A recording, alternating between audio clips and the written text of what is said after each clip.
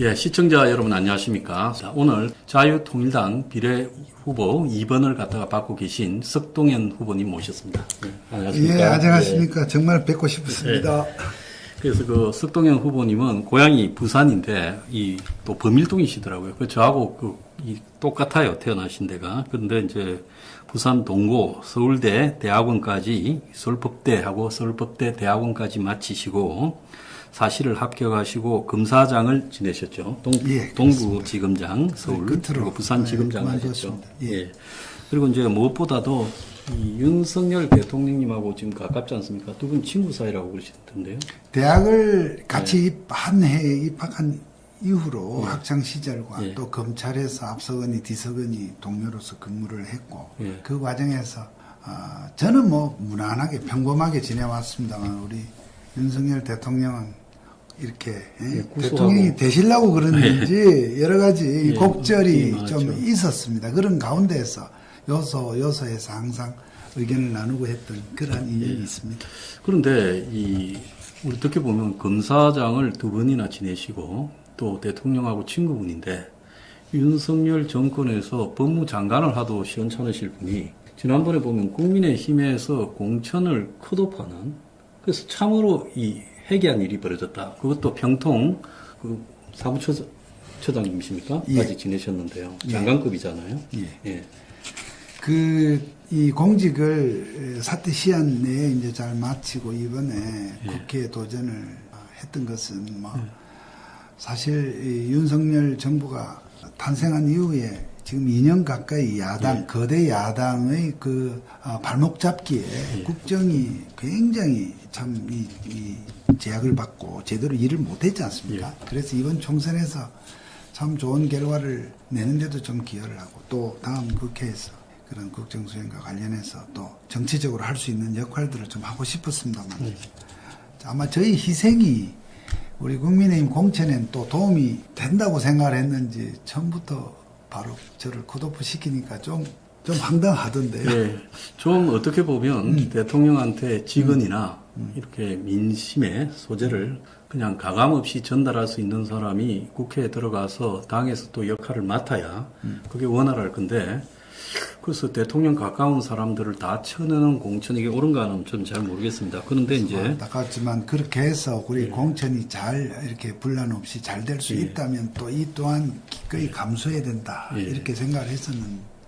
그 자유통일당의 이제 이번 사실상 남성으로서는 제일 높은 번호를 이렇게 받으시게 된 계기는 또 어떻게 된 그래서 방금 말씀드린 바처럼 국민의힘 간판으로 일단 도전을 했던 입장에서 이렇게 당을 옮기는 것이 좀 의아하지 않느냐 또 여러 시각이 있을 수 있는데요. 짧게 말씀을 드리면 국민의힘이 이번 선거에서 정말 승리하기를 누구보다도 바라는 사람 중에 한 명입니다. 그렇게 해서 저희 이 컷오프가 또 전체적인 공천 구도에서 잘 이렇게 선용되기를 바랬고 그렇게 해서 국민의힘 비례공천까지 다 마무리될 때까지 은인자중을 하면서 백의종군을 했습니다만 비례공천까지 끝나고 이제 총선이 다가오면서 여러 가지 걱정하고 국민의힘의 이런 공천 과정이랄지 그 밖에 여러 가지 선거 준비 과정에서 실망하고 분노하고 좀 이렇게 뭔가 답답해하는 분들이 투표장에 안 가시겠다 그런단 말씀입니다. 그런 가운데서 저는 우리 우파에 좀 이 파일을 키우고 우파의 선택지를 좀 더 하나를 더 만들어서 전체 외연을 확장을 해야 될 필요가 있다. 그런 가운데서 지난 몇 년간을 정말 우리 광화문 애국시민 세력들이 정말 문재인 정권을 끌어내리는데도 기여했고 윤석열 정부의 성공에도 누구보다도 바라는 입장이 있다고 봤을 때 거기를 가서라도 좀 도와드려야 되겠다. 우파 전체의 대통합에 조그만 역할이라도 해야 되겠다는 심정으로 자유통일당으로 오게 됐습니다. 저는 개인적으로 자유통일당의 비례 순번을 발표한 이후에 정강훈 목사님이 참으로 좋은 선택을 했다 이런 생각을 했어요. 왜냐하면 1번 비례 후보 황보승희 후보에 대해서 뭐라 하는 사람이 있지만 사실상으로 그 여성의 1번을 줘야 되는데 근데 지역구 후보가 와야 그래도 순번이 뭐 8번이나 이 안에 들어가죠. 9번이나 10번 그러니까 안에. 의원, 현역 의원이 옴으로써 이제 그렇죠. 원내 그러니까 정당이 된 거죠. 되는 거죠. 예. 만약에 없었다 하면 30몇 번이 될 수도 있지 않습니까? 그렇습니다. 그러니까 긴 투표지 안에서 찾아서 애써 그 번호를 투표하기가 어려운 거죠. 그렇습니다. 그래서 10번 밖으로 나가면 사실상 이 물 건너 가는 거다라는 입장에서 지난번에도 그런 문제가 있었거든요. 네. 그래서 황보승이 그 의원에 대해서 뭐 과거에 대해서 말하는 사람도 있지만 어쨌든 그렇게 와준 것도 고마운 일이고 그것은 특히 자유통일당으로서는 필연적이고 두 번째는 이제 우리 석동현 후보님을 2번으로 한 부분 참 잘했다. 왜냐하면 보수가 이렇게 소수 보수가 단독으로 정치 세력을 할 때 집권 정당에서 받을 수 있는 의심을 굉장히 받을 수 있거든요. 그래서 집권 정당하고의 관계를 제대로 정리하지 못하면 그 소수 정당을 대체로 내버려 두지 않거나 또 선거 과정이 원활하지 않을 수도 있는데 대통령하고의 어쨌든 개인적인 신뢰는 확고한 분이 오셔서 그런 부분 때문에 이 자유통일당이 의석을 획득할 때까지 안정적인 행보를 할 수 있겠다라는 부분 참 다행이다. 그런 생각을 했습니다. 그렇게 예. 정말 신의 예리하신 한수였다. 우리 예. 황장수 저는 박사가 생각합니다. 그래 봐주시니까 예. 감사하고요. 그래서 참으로 잘 된 예. 거고요. 예. 그래서 이제 이 자유통일당의 최근의 지지율이 어제 그 리얼미터에 보니까 5%까지 그 비례에서 잡히더라고요. 네, 감사한 일입니다. 자, 5%쯤 되면 예상 의석은 몇 석쯤 보십니까? 지금 현재 이번에 지금 적용되는 준연동제 비례대표제의 특성 중에 하나가 정말 산식이 굉장히 복잡합니다. 예, 의원들도 모른다고 하더라고요. 설명이 어려울 정도로 어쨌든 많이만 표를 모으면 예. 좋다는 그런 정도의 설명을 해야 될 정도로 복잡한데요. 그래서 저희로서는 이번에 3% 이상을 득표해야 우선 명함을 내밀 수 있지 않습니까? 그건 매우 중요한 일이죠. 내가 투표를 함으로써 이게 사표가 되지 않겠나 하는 염려를 불식시킬 수 있다는 그 점에서 3%를 훌쩍 넘어서 이제 가속도가 붙기 시작했다고 보는데요. 저는 실제 상황에서 5%보다 더 높을 거로 봅니다만 5%가 되더라도 한 3명, 4명까지도 기억할 수 있다고. 예, 결국은 다른 당의 투표를 이렇게 봐야 네, 투표를 봐야 그렇습니다. 우리 당에서 몇 석을 얻을 건가 하기 때문에 예측하기 어렵지만 5%는 3석인데 실제로 제가 봤을 때는 자유통일당이 마지막 일주일 분위기를 타면 5%가 아니라 8%, 9%, 10%까지도 가능하다고 보고 있습니다. 그렇습니다. 예, 그래서 문제는 유권자들이 자유통일당에 던지는 표가 과거는 이런 소수 강경 보수 정당의 표를 던지면 사표라고 생각해서 좀 꺼리낌이 있었는데 예.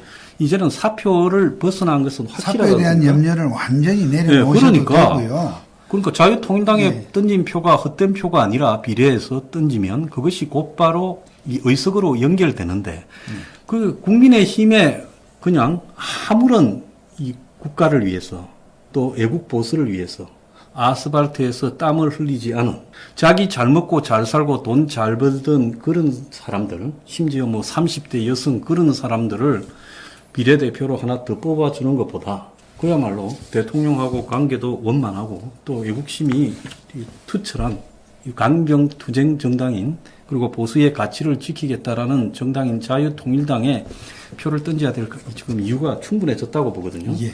근데 이제 굉장히 제가 이렇게 저도 뭐 한 20년 정도 보수 운동을 했는데 그러면서 느낀 거는 보수에서 고생을 하는 사람하고 이게 또 과실을 얻는 사람이 분리돼 있다. 그래서 고생은 애국적인 아스팔트의 서민 보수들이 다 하고 그리고 항상 그 결과 국회의원이든 권력이든 이런 것들은 국민의힘과 같은 보수 대중정당이 이렇게 누려왔는데 그런 부분들이 지금 보수 대중들이 제대로 투쟁하지도 않고 싸우지도 않고 또 보수의 가치를 이렇게 관철시키기 위해 노력하지도 않는 보수 정당을 웰빙이라고 보거든요. 이 부분에 대한 서부분 생각은 좀 어떠십니까? 예. 정말 늘 지적해 주시는 내용 우리가 경청할 부분이라고 생각을 합니다. 그에 앞서서 이번에 이 선거가 말이죠. 제 개인이 이번 선거를 통해서 의원이 된다 안 된다 이걸 넘어서 정말 우리의 지금 현재 이 정치 현장에 지금 보면 우리 진보 좌파, 진보를 가장한 좌파죠. 우리나라 이 좌파 세력 중에는 지금 이재명당, 이낙연당, 심지어는 정말 내일 선거 끝나고 다음 달이면 대법원 판결이 나오면 교도소로 가야 될 그런 조국 그런 당, 뭐 정의당, 진보당 등등 여러 가지 구색으로 좌파 세력의 표를 하나라도 안 놓치겠다고 다 이리저리 끌어모으는 상황에서 지금 우리 보수 우파 진영은 국민의힘과 그 비례정당 하나만으로 이번 총선에서 이 좌파들과 대치한다는 것은 매우 위험하다 이렇게 생각을 했습니다. 저는. 그러니까 이 자유통일당은 우리 보수 우파 진영 내에서 이렇든 저렇든 가장 큰 이 덩어리라고 할 수 있는 국민의 힘과 더불어 혹은 더 선명하게 보수의 그 정신에 투철하면서 보수의 역할을 기할 수도 있고 또 그리야 함으로써 지금 현재 좌파 진영의 여러 가지 정당의 그러한 이 획책이나 여러 가지 책동에 대해서도 잘 맞설 수 있는 그러한 우파 진영을 두텁게 하는 그런 힘이 있다. 그런 점에서 사실 그동안 국민의힘이 이와 같이 정말 문재인 정권을 끌어내리고 윤석열 정부를 탄생시킨 광화문 애국 보수 외국 시민 세력의 그러한 노력에 관심도 손길도 주지 않는 웰빙 정당이었단 말이에요. 그러다 보니까 이번 선거에 임박했어도 이 지금 애국 시민 세력에 표를 달라고 호소를 하고 이렇게 좀 다가와야 할 텐데 애써 외면하는 이런 좀 바보 같은 처신을 하고 있다는 것이 못내 안타깝습니다. 그런 점에서 제가 이 자유통일당이 옴으로써 다소 자유통일당이 그동안 가졌던 시민운동으로서의 그런 좀 거친 이미지를 좀 더 정제를 해서 이제 원내 정당으로 들어가면 원내 정당, 정책 정당으로서의 면모를 갖추면서 좀 더 이렇게 한 차원 이렇게 어드밴스된 그러한 보수 우파 정당으로서의 역할을 다할 수 있겠다. 그러면서 지금 우리 국민의힘이 그동안 이런 점에 외면하고 중도표를 얻겠다고 어정쩡쩡한 태도를 취해왔다는 점, 이런 점에 대해서도 우리가 목소리를 내줌으로써 여러 가지 안팎으로 정말 매개의 역할을 할 수 있다 이렇게 생각합니다. 지금 그 보수 진영의 크나큰 공포, 두려움은요. 이번에 그 만약에 총선에서 지금 한간에서 예측되는 대로 이 보수 진영이 패배하게 되면 그 범죄자, 그 조국 이재명 둘 다 범죄자잖아요. 범죄자와 부패 투기 세력, 양문석이뿐만 아니라 뭐 여러 사람들이 있죠. 그런 사람들이 현존 범죄자들이 만드는 첫 이 정당들이다. 지금 대표로 맡고 있는 첫 정당이다. 과거에는 여야 좌우의 대결이었지만 적어도 이 민주당 계열의 좌파 진영의 대표자들이나 그 당의 상징들이 범죄자는 아니었지 않습니까? 처음이에요. 그래서 범죄자들, 현재 재판이 진행 중이거나 2심까지 가서 유죄를 받은 그 범죄자들의 정당에서 지금 이번에 총선에서 승리해서 자기의 이 사적인 복수와 또 이 자기의 이 법적인 굴레에 대한 면탈을 정치적으로 해결하고자 한다라는 게 지금 있지 않습니까? 그렇습니다. 그래서 아마 극렬하게 정권을 마비시키고 윤 정권을 퇴진시키려고 할 거고 이 탄핵시키자고 할 거다 이렇게 예상이 되거든요. 어떻게 생각하십니까? 그렇습니다. 지금 이재명이나 조국 대표에게 국회는 나라의 살림을 사는 나라의 비전을 정하는 그런 장소가 아니라 방탕과 자신의 어떠한 일단 형사 재판을 받고 있는 그것을 이렇게 좀 이렇게 막기 위한 그러한 수단일 뿐입니다. 더 나아가서 그런 범죄적 특성 외에도 지금 비례정당에 보십시오. 정말 내란을 선동하고 국가를 전복을 기도해서 헌법재판소에서 해상결정을 받았던 통진당의 그 잔당들이 지금 질배합니다. 후보로. 다시 말하면 이러한 종북주사파의 그런 세력까지 같이 결합해서 자유민주주의 가치를 우선시하는 현재의 어떤 정부를 그대로 임기를 채우지 않게 하겠다. 탄핵을 하겠다. 정말 참담하고 개탄스러운 그러한 언사들을 겁박을 하고 있지 않습니까? 이러한 상황을 반드시 우리가 막아야 되는데 현재로서는 쉽지 않아 보입니다.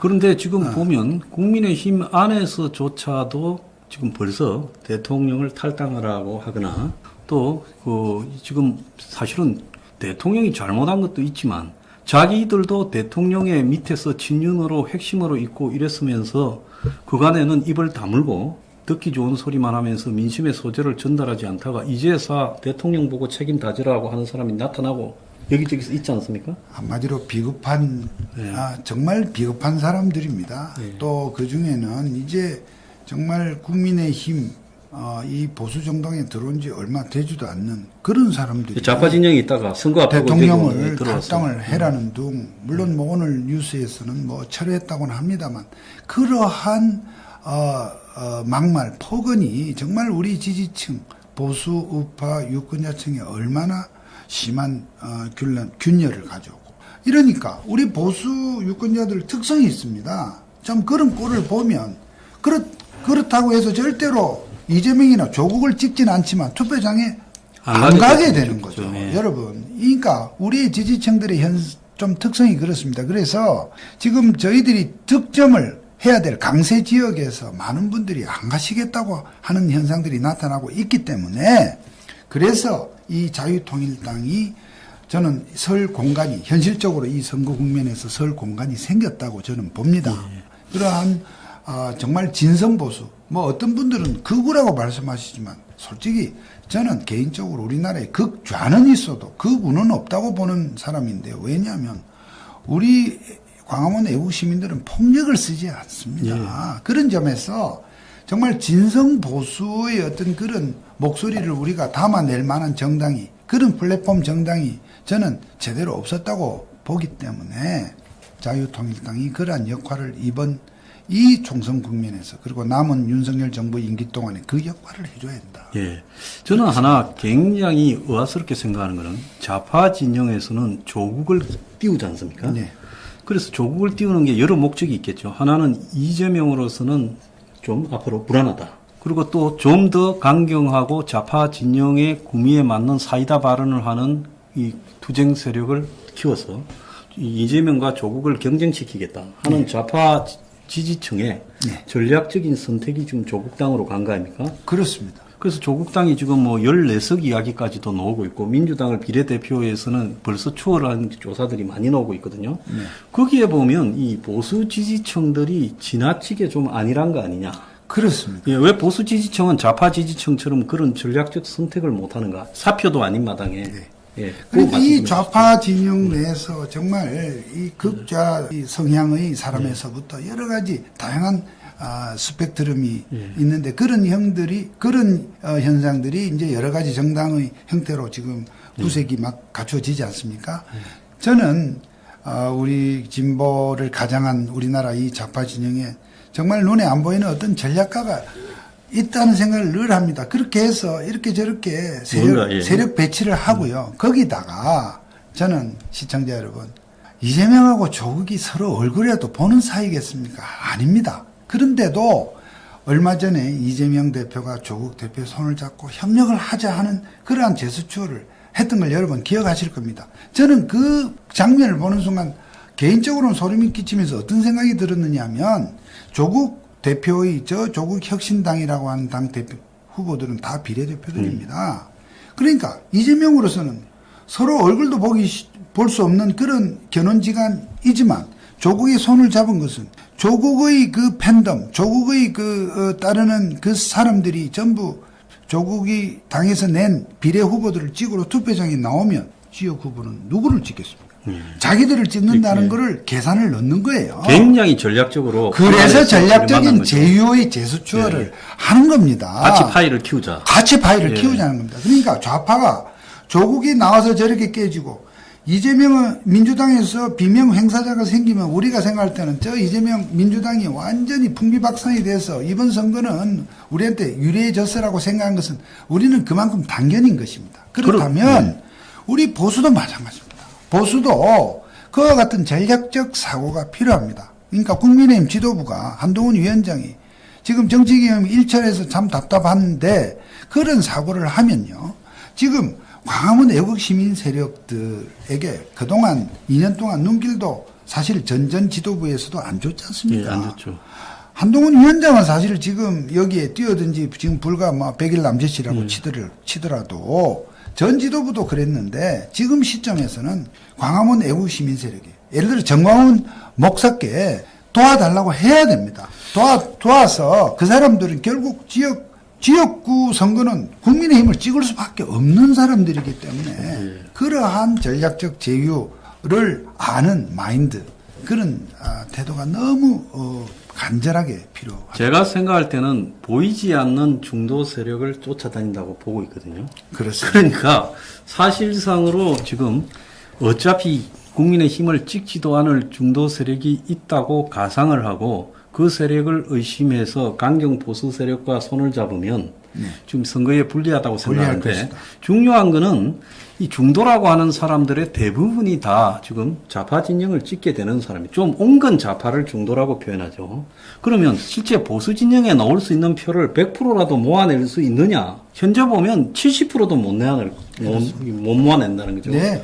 그러면 선거를 앞두고 그렇게 찾아와서 우리 석동은 후보님하고 한동훈 비대위원장이 서로 만나가지고 정강훈 목사님하고 삼자가 만나서 같이 보수 진영이 이번 선거를 이기자라고 하게 되면 그것이 전체적으로 엄청난 어떻게 보면 보수 진영의 표를 직결시킬 수 있는 그렇습니다. 지금 소지가 될 그래서 건데. 혹자는 우리 자유통일당이 이렇게 나오고 또 더구나 제가 가서 조금 붐업이 되니까 이게 보수를 분열하는 거 아니냐, 우리 국민의힘의 그 표를 잘라 먹고 약화시키는 거 아니냐, 이렇게 걱정들을 하십니다. 그런데 저는 단연코 그렇지 않다. 우리가 국민의힘에다가 표를 더 벌어준다고 저는 자신있게 말씀드립니다. 왜 그러냐 하면요. 시청자 여러분 한번 생각해 봐 주십시오.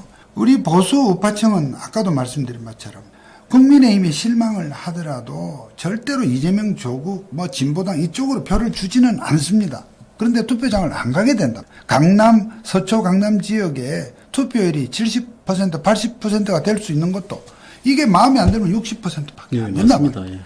그런 사람들을 투표장에 끌어낼 수 있는 또 다른 우파의 선택지로 우리 자유통일당의 비례 후보들을, 석동현 후보를 포함한 이 비례 후보들을 좀 봐주시라고 해서 나오시면 지역 후보는 누구를 찍으세요? 즉 기존의 국민의힘 표를 저희들이 잘라가는 것이 아니라 국민의힘에 실망해서 좌절하고 분노하고 또 투표장에 안 나가시려고 하는 우리 우파 유권자분들을 투표장에 더 오시게 해서 그분들로 하여금 국민의힘에 참 우리가 선거법상 무슨 국민의힘 선거운동을 할 수는 없으나 투표장에 열심히 와서 우리 비례대표 8번 자유통일당을 찍으시게 되면 투표 안 하셨을 것 같은 그분들이 국민의힘에 자연히 얹어집니다. 지역구도 같이 찍게 되죠. 그래서 국민의힘 우리 지도부나 후보들이 그걸 하셔야 됩니다. 그런 점에서 우리 자유통일당 후보들이 이를테면 국민의힘 비례정당의 표를 잘라서 숫자를 줄이는 거 아니냐, 천만의 말씀입니다. 우리가 숫자를 늘리고 그렇게 해서 지금 야권에서 민주당의 당선자와 조국의 당선자로 해서 전체적인 볼륨이 커지는 거를 딱 비교해 보시면 우리가 말씀에 답을 얻을 수 있습니다. 지금 당장 눈앞에도 보면 한강벨트, 예. 그 다음에 금강벨트, 충청도, 그 다음에 낙동강 벨트에 한 50석 정도가 한 4, 5천 표 미만으로 근소하게 당일날 투표율을 누가 많이 모아내느냐, 세대별 투표율에서. 그렇습니다. 거기에 결정되는 그런 상황이라고 보기 때문에 예. 참패가 어느 날 선거에서 대등하게 갈 수도 있는 그런 양상이거든요. 그렇습니다.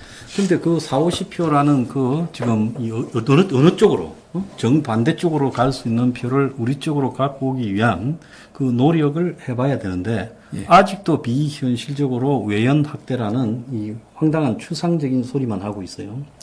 그래서 이거 지금 댓글에도 나오지만은 지금 현재 국민의힘이나 윤 대통령이 싫어서 투표 안 할란다라는 이런 보수도 많이 있어요. 그렇습니다. 그런 사람들을 이게 끌어내는 게 굉장히 중요하지 않겠습니까? 그러니까 이 중도로의 외연 확대를 위해서 사실은 정말 나라를 생각하고 이 보수의 장래를 생각하는 우리 우파 시민 여러분들을 너무 이를테면 좀 집토끼다. 저 사람들은 결국 우리를 찍을 수밖에 없어.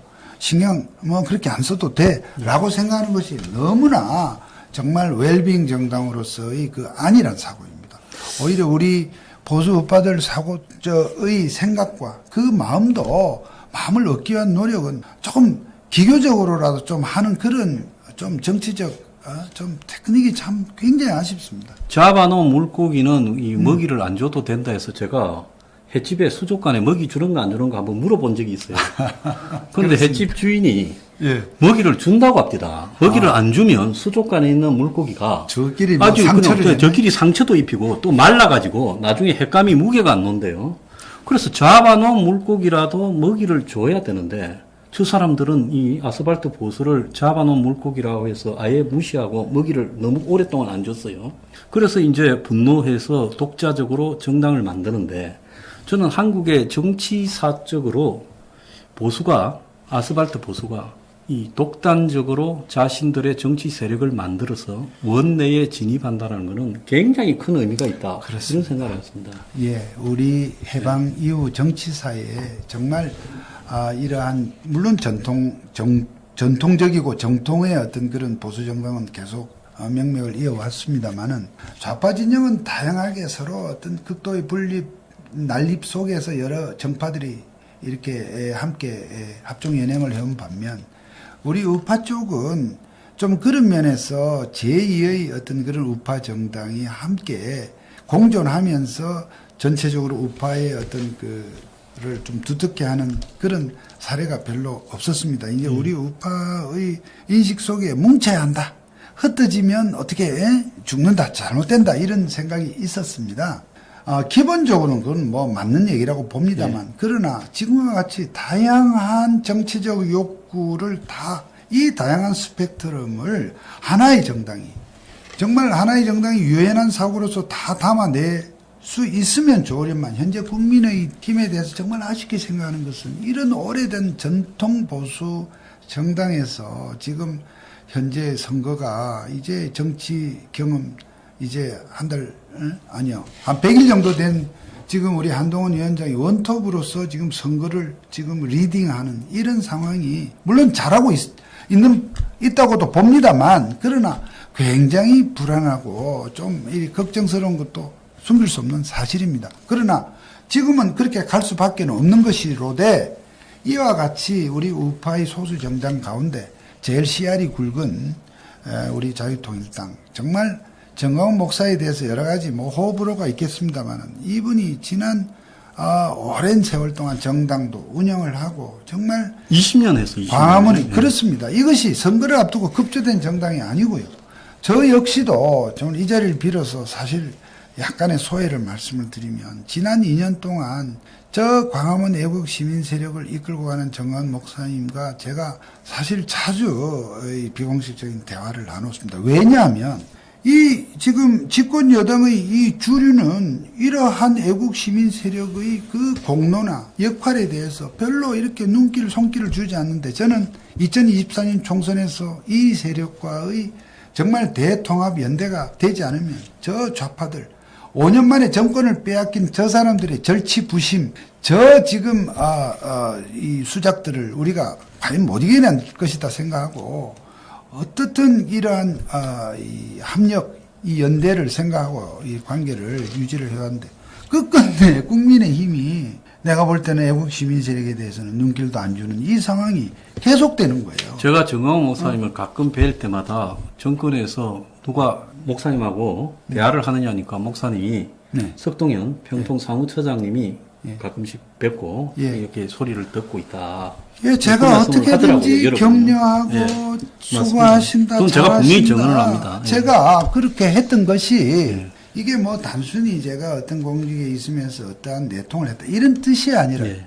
우리 보수라고 하는 것이 큰 틀에서 보면 자 국민의힘이나 또 자유통일당 광화문 애국 시민 세력이 참 주력인 이 자유통일당이 큰 틀에서는 하나의 우파, 이 도도한 우파의 세력의 다 양줄기라고 생각을 합니다. 예. 이런 세력이 어떠한 우리 보수 우파의 가치를 국회에서 제도권 내에서 이렇게 정립해 나가는 데 있어서 좀 더 선명성을 가지고 숫자는 적을 수밖에 없다고 봅니다. 우리가 이번에 자유통일당이 국회에 진출하더라도 숫자는 아직은 미미할 수밖에 없으나 그것은 절대로 무시할 수 없는 아주 의미 있는 소수가 저는 될 예, 것이고. 그래서 일단 이 강경 원칙적 보수가 원내에 독자적인 힘으로 진입하고 그러면 이제 100을 넘은 거고 100을 넘고 나면 그 다음부터는 그것이 거대한 흐름이 될 수도 있거든요.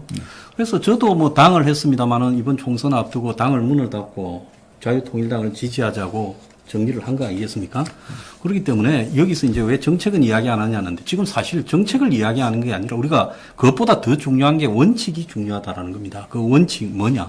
보수가 독자적으로 원내에 진출해서 떡볶이 집도 경쟁을 해야 더 맛있는데 한 집을 갖다가 보지도 안 하고 그냥 비싼 가격에 무조건 찾아가기 시작하면 서비스가 나빠지지 않겠습니까? 네. 근데 이게 떡볶이 집이 아니라 우리 운명을 결정하는 정당, 정치, 보수 정치를 원하는 자리에 경쟁이 없다면 발전을 하겠어요? 발전 못한다는 건 지난 수십 년이 보여주는 겁니다. 그래서 지금 짧은 이 방송 시간에서 저희 자유통일당의 정강 정책도 이번에 공약을 소개하려면 참 시간의 한계가 있고요. 그런데 여러분 적어도 이 황장수 TV를 시청하시는 우리 이 시청자 여러분들께서는 그동안 강화문 외국 세력이 해왔던 주장, 저 신문에 났던 그 집회 광고의 구호를 아마 익숙하게 보셨을 것입니다. 그러한 기본 철학 위에 이번에 이제 국회의원 총선이 지금 사전투표 기준으로 보면 지금 3일밖에 남지 않았습니다. 이 선거의 목전에서는 이런 새롭게 우리가 공약을 가지고 새로 설명하고 이런 것보다 지금 이 우파 내에서 왜 국민의힘 외에 이러한 자유통일당이라고 하는 이런 제2의 어떤 우파 이 지원 정당이 필요한지 하는 부분에 대한 이해를 구하고 또 우리 자유통일당이 이번에 원내 진입을 하게 되면 이제 정책 정당으로서 지금까지 우리가 광화문 아스팔트 위에서 해왔던 주장들 가운데 약간 이렇게 정제할 부분 정제하면서 보수다운 그러한 여러 가지 보수에 입각한 정책들을 여러분들께 정말 정리해서 다 말씀드릴 것입니다. 그러니까 이번 총선을 앞두고 우리는 이 우파 조직의 이 황금 분할을 통해서 비례정당만이라도 우리 자유통일당을 믿고 투표를 해 주시면 국민의힘과 함께 국민의힘이 부족한 부분, 잘못하는 부분은 한편으로 내부적 견제도 해가면서 그러나 또 상대 우리 좌파 진영에 대해서는 분명히 함께 연대하면서 싸우는 그러한 모습을 보여줄 수 있을 것이다. 예, 그래서 제가 이제 마지막으로 좀 당부드리고 싶은 것은 자유통일당의 지지층이 너무 이제 고령 60대, 70대 이후로만 한정될 수 있으니까 젊은 사람들에게 좀 득표를 하기 위해서라도 이번에 당에 선거 공보가 나가거나 할 때 그 정강호 목사님이 저희들하고 이제 정책 연대 협약을 했는데 원가 주택이라든지 5+3 정책을 같이 이제 그 합의를 했거든요. 네. 그런 것들을 좀 반영을 해서 젊은 청들이 자유통일당을 찍을 수 있도록 하는 노력도 좀 해주십사. 이렇게 당부를 명심하겠습니다. 저희들이 이제 비례 정당 선거에 이제 이렇게 주력을 하다 보니까 정당 정책으로서 그렇게 소상히 소개해드린 게 한계는 있습니다만 말씀 그대로 지금 20대, 30대도 이번에 조국 혁신당이 저렇게 돌풍을 일으키면서도 20대의 지지율이 거의 안 나온다고 하지 않습니까? 예, 그렇죠. 저는 우리의 젊은 세대들이 매우 현명하고 아주 스마트합니다. 아닌 건 아닌 것을 다 분별해 내는 이러한 세대에 저희들이 어필할 수 있는 그러한 정책도 충분하게 제시를 하겠다는 말씀을 드리겠습니다. 자, 자유통일당이 이번 총선에서 그 좋은 성과를 거두기를 저는 기원을 합니다. 그리고 또 시간이 되는 대로 다시 한번 또 출연해 주셨으면 좋겠습니다. 예, 뭐 저희들이 이 짧은 이제 많이 남지 않은 이 선거 기간 중에 기회를 주신다면 또 지금은 이번 선거는 정말 우리나라의 사활이 걸려 미래가 걸려 있는 이념 전쟁, 체제 전쟁이라고 봐야 합니다. 그러한 전쟁 중에 이 지금 현재 진행되는 상황 등을 여러분들께 참 설명을 드릴 기회가 꼭 있기를 바라고요. 어쨌든 이 기간 동안에 우리 자유통일당이 최선을 다해서 정말 애국심에 정말 피가 끓는 우리 자유파 유권자 여러분들에게 국민의힘과 더불어서 한 가닥 정말 빛이 될 수 있는 그러한 역할을 할 수 있도록 정말 제가 앞장서서 최선을 다하겠습니다. 한번 믿고 투표를 해 주십시오. 예, 시청자 여러분, 오늘 그 자유통일당 8번입니다. 당 기호가요. 그 비례 2번 석동현 후보님 모시고 이 특별 대담 방송을 했습니다. 자, 감사합니다. 네, 감사합니다.